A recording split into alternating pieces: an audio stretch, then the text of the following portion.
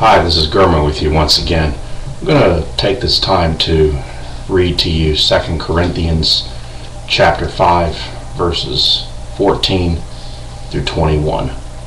And I'm going to have a little discussion here with them. So here it is. It says here, "For the love of Christ compels us, because we judge thus, that if one died for all, then all died.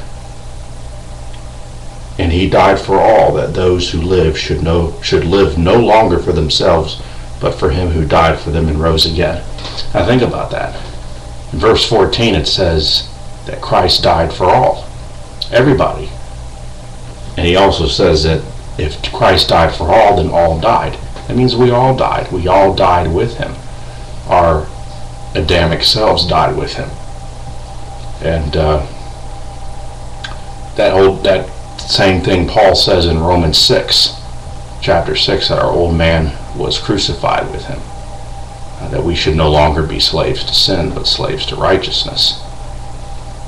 So, since Christ died, there is no one of the old Adamic race. That old man has been completely crucified for all humanity. That is a reality. That is the truth, right there. I died, you died, the old Gurma died, the old you died, the old you that was born of Adam died with Christ. I'm going to read on. "Therefore, from now on," verse 16, "we regard no one according to the flesh. Even though we have known Christ according to the flesh, yet now we know him thus no longer." And all that Paul is saying there is that we're not going to see anyone through the eyes of the flesh. That no one is in the flesh. That we are all in the Spirit. Because, again, our old selves in Adam, the whole Adamic race, died. And all we are is spirit that has been made alive. In verse 17, "Therefore, if anyone is in Christ, he is a new creation. Old things have passed away. Behold, all things have become new." Wow. Let me read that again. "If anyone is in Christ, he is a new creation. Old things have passed away. Behold, all things have become new." He just said all things. All things what? All things that were of the old creation have become new.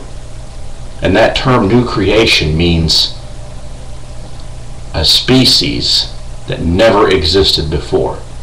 You and I, ever since Christ came and he died and rose again, have been made into a new creation. We are a creation that never existed before. We're a new species. We're not that old Adamic person in Adam. That old man has been crucified. I'm going to read on to verse 18. "Now all things are of God." All things, without exception, are of God, who has reconciled us to himself through Jesus Christ and has given us the ministry of reconciliation. Verse 19. "That is, that God was in Christ, reconciling the world to himself, not imputing their trespasses to them, and has committed to us the word of reconciliation." There you have it. It says it right there. All things are of God. All is from God. All is reconciled to God. The whole world has been reconciled to God through Jesus Christ.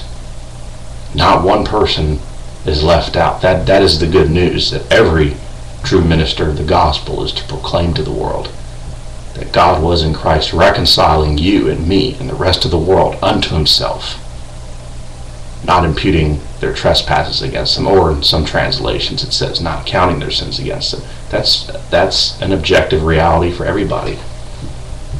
Everyone's sins have been taken away. There is no future judgment day for sin. No one's going to have to give an account for their sins or their deeds or anything that they've done in their life. That whole day of accounting was already fulfilled by Christ's death on the cross. There's no condemnation anymore. And Christ fulfilled all that. So if there was to be a day of accounting in the future, then that would mean that the cross was insufficient. And I don't think that God has two ways of judging sin and dealing with it.